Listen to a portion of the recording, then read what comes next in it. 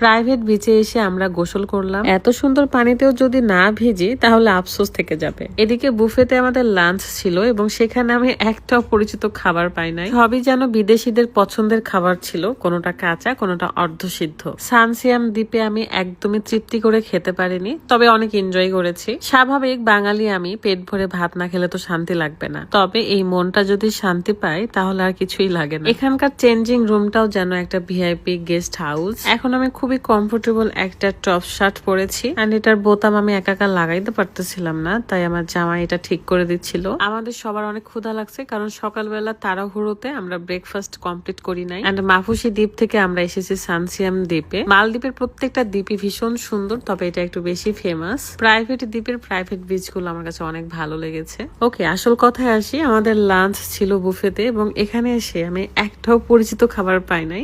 মানে সবজিগুলো কাঁচা ছিল, মানে সবকিছুই না বিদেশিদের পছন্দের খাবার। এগুলো পুরো একটা চক্কর দিলাম যে বাঙালি খাবার পাওয়া যায় কিনা, বাট এখানে কোনো বাঙালি খাবার নেই। কোনোটা সেদ্ধ কোনোটা কাঁচা, এগুলো খাবার ছিল। যদিও বা অনেকেরই এই খাবারগুলো অনেক পছন্দ, আমি ট্রাই করি নাই। এটা ভেবেছিলাম